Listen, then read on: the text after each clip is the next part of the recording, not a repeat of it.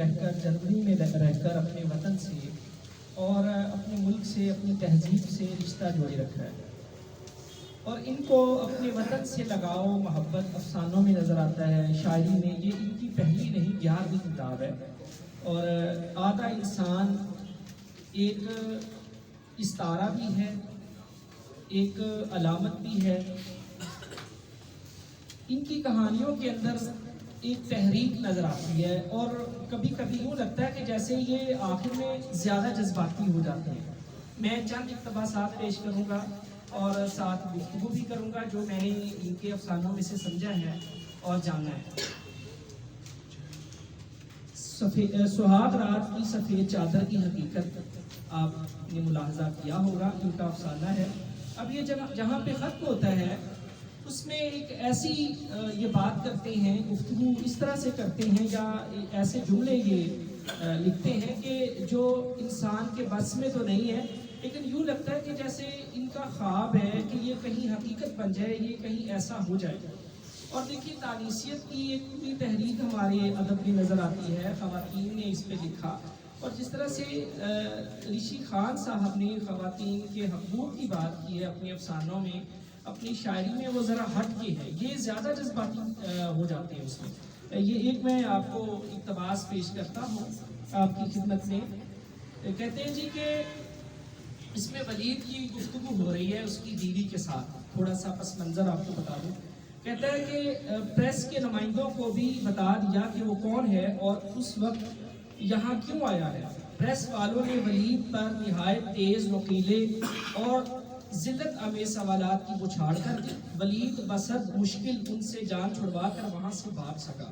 حلیمہ نے اپنی بات کو آگے بڑھاتے ہوئے کہا کہ ان حالات و واقعات کی روشنی میں ضروری ہو گیا ہے کہ اب لڑکی والے بھی شادی سے پہلے لڑکے کی صحت کے سرٹیفکیٹ کا مطالبہ کیا کریں۔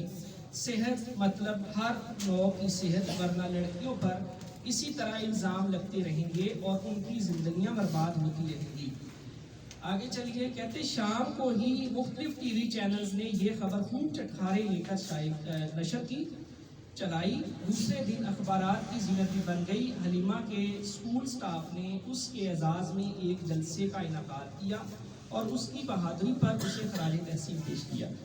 تو مختلف یہ اقتباسات ہیں، اس میں جو بھی آپ پڑھ رہے ہیں افسانہ، آپ کو یوں لگتا ہے کہ جیسے رشی خان ایک ان کے اندر کوئی تحریکی انسان چھپا ہوا ہے جو ان کے اندر سے، ان کے خول سے جو ظاہری نظر آتا ہے بڑا معصوم سا، اس سے باہر آنا چاہتا ہے اور وہ اپنے کام کو اور جو وہ سوچ رہا ہے اس کو کر دکھانا چاہتا ہے اور بڑا جذباتی ہے اس میں۔ اسی طرح ایک اور مجھے اقتباس بڑا ان کا خوبصورت لگا، میں مثال کے طور پر پیش کروں گا۔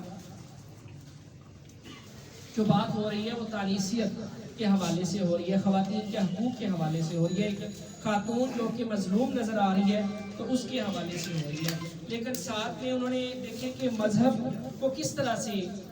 مذہب کے معنی یعنی خدا اور اس کا جو تصور ہم نے خود قائم کیا ہے،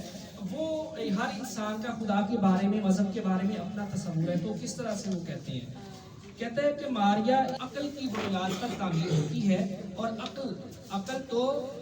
اس کڑوی گولی کی طرح ہے جو ہم دوا کے طور پر مریض کو دیتے ہیں، جس سے اس کے مرض کا علاج ہوتا ہے۔ عقل خواب و خیال سے نہیں کھیلتی اور نہ ہی جنون پریوں کی کہانیوں سے بہلتی ہے۔ اسے